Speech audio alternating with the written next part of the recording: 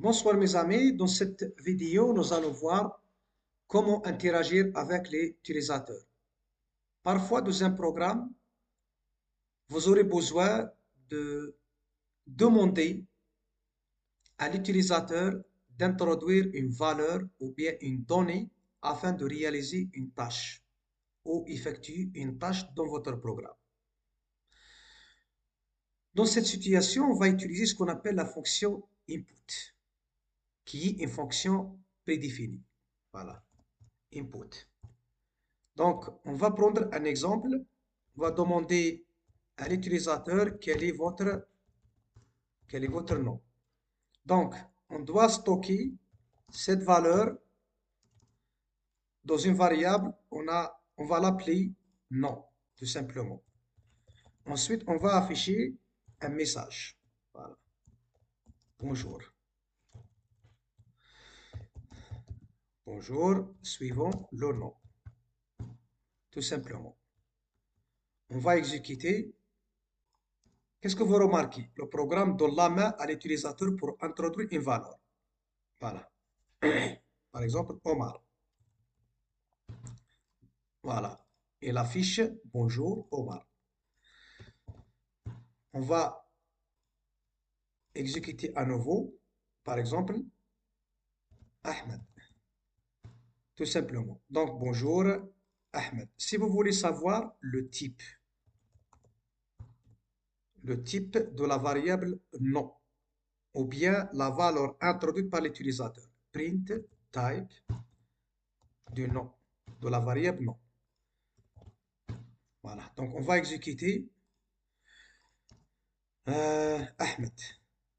Entrée. Donc, le type de la valeur Ahmed est de type str, c'est-à-dire le type de la variable nom est de type str, c'est-à-dire chaîne de caractères. On va prendre un autre exemple. Âge égale input. Quel est votre âge? Print. On va récupérer le type de l'âge. Donc, on va exécuter ces deux instructions. Quel est votre âge? Par exemple, 40. Entrée. Qu'est-ce que vous remarquez? 40, c'est un nombre entier, mais de type str. Pourquoi? Parce qu'on a utilisé uniquement la fonction input.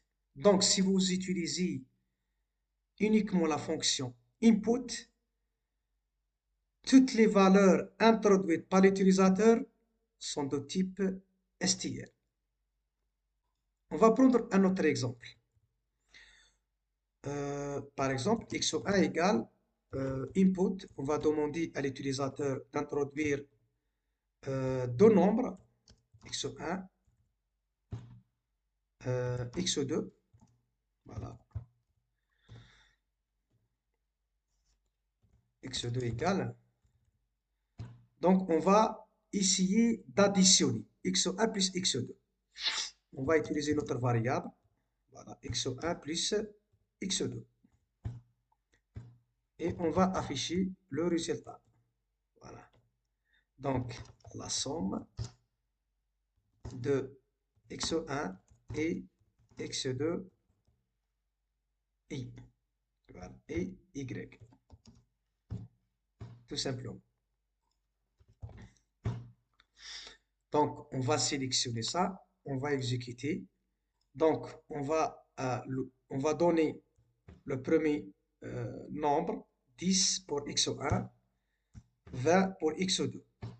Donc, la somme de x1 et x2 est 10, 20. Ça, c'est une concaténation de chaînes de caractères. Voilà. Donc, 10 et 20 sont considérés comme des chaînes de caractères, ne sont pas des nombres, puisqu'on a utilisé la fonction input.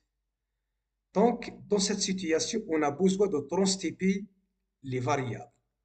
On verra ça dans la prochaine vidéo. Je vous remercie pour votre attention.